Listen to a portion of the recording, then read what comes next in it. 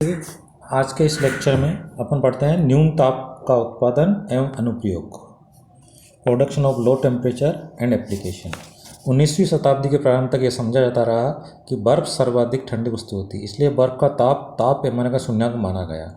Fahrenheit ने सर्वप्रथम बर्फ व नमक को मिश्रित कर प्रदर्शित किया कि 0 डिग्री से भी कम ताप प्राप्त करना संभव है। गैसों के बॉयल और चार्ल्स के नियम के सिद्धांत के रूप में यह भी पाया गया कि बर्फ के गलनांक से 273 डिग्री कम ताप तक पहुंचा जा सकता है।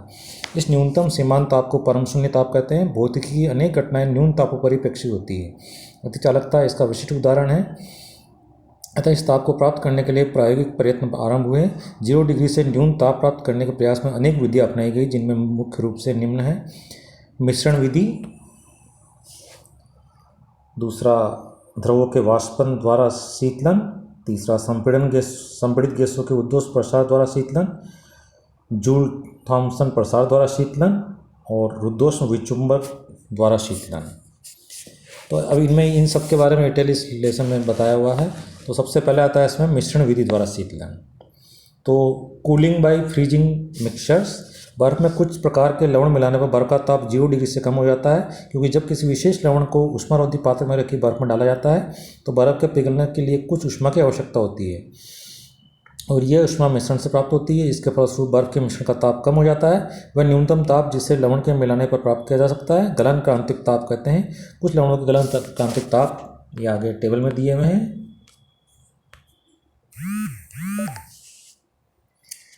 इसी प्रकार से समानित दाब पर द्रव के वाष्पन द्वारा शीतलन, सेकंड वाला मेथड, जब किसी द्रव पर दाब घटाया जाता है तो उसमें वाष्पन और अधिक शीघ्रता से होता है।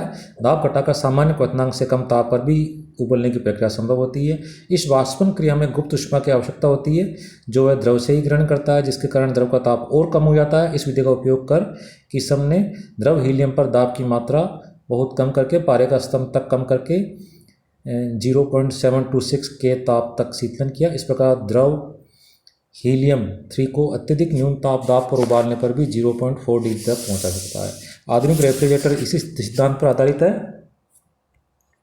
सामान्यतः जो द्रव प्रशीतक के रूप में प्रयुक्त किए जाते हैं वे अमोनिया, सल्फर डाइऑक्साइड, फ्रेओन। द्रव प्रशीतिका एक वाष्पित में वाष्पन होता है जिससे परिवेश से ऊष्मा अवशोषित कर परिवेश को ठंडा करता है। निम्न दाब पर उत्पन्न वाष्प एक पंप द्वारा संपीड़ित में भेज भी दी जाती है। संपीड़ित से प्राप्त उच्च दाब पर गैस एक द्रवणिक में द्रवित हो जाती है। द्रव रूप में प्रशीतक पुनः वाष्पित में आवश्यकता में चला जाता है और उसके वाष्पन से परिवेश शीतल होता रहता है। इसी प्रकार से जूल थॉम्सन इफेक्ट जो है उससे भी शीतलन होता है।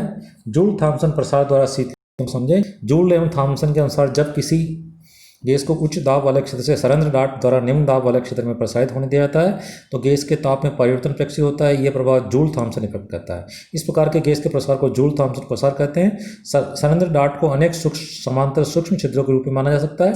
जब गैस इन छिद्रों से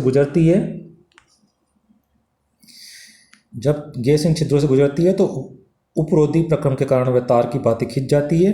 जूल थॉम्सन द्वारा सरेंद्र डार्ट के प्रयोग से प्राप्त परिणाम की व्याख्या करने के लिए तर्क दिया गया है कि वास्तविक गैसों के अणुओं के मध्य अंतराण्विक बल कार्य करते हैं। जब सरेंद्र डार्ट में गुजरने से गैस में प्रसार होता है तो गैस के अणु दूर दूर हटते हैं, अतः गैस के अणुओं के मध्य लगे अंतराण्विक बलों के विरुद्ध कार्य होता है। इस कार्य में अणुओं की आंतरिक ऊर्जा व्यय होने के फलस्वरूप ताप में कमी हो जाती है।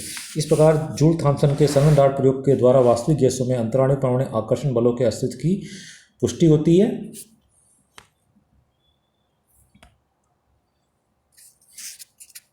और सामान्य कक्ष ताप पर अधिकतर गैसों में जूल थॉम्सन प्रभाव प्रसार से शीतलन होता है, परंतु हाइड्रोजन में इसके विपरीत तापन होता है। हाइड्रोजन में भी 80 डिग्री सेंटीग्रेड से कम ताप पर शीतलन प्रेक्षित होता है। अब देखिए इसमें ये दे रखे हैं सरेंद्र डार्ट एक्सपेरिमेंट बता रखा है। देखिए आप पोरस प्लग एक्सपेरिमेंट देखिए चित्र में समझा रखा है, आप समझना है इनको, ठीक है। सरेंद्र डार्ट प्रयोग का फिर सिद्धांत है समझा रखा। देखिए आप किताब में पढ़ना, समझना, समझ में नहीं आए तो पूछना।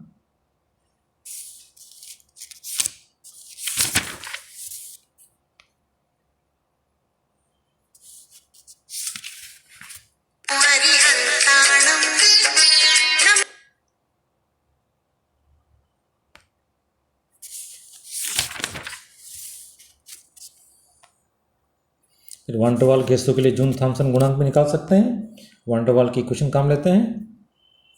ठीक है, फिर आता है इसमें रीजनरेटिव कूलिंग, पुनर्निवेशी शीतलन। तो पुनर्निवेशी शीतलन भी आप देखिए, सब समझा रखा पूरा, इसमें आप समझना पढ़ना। ठीक है, तो इस प्रकार से अपन शीतलन के रुद्धोष्म प्रसारवाद शीतलन भी आगे हैं।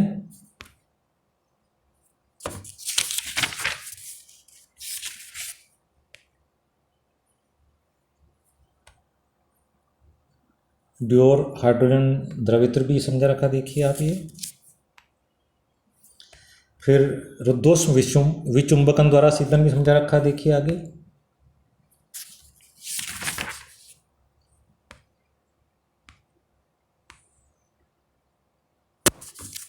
ठीक है, इस प्रकार से ये 4-5 जो मेथड है, इनसे अपन शीतलन करके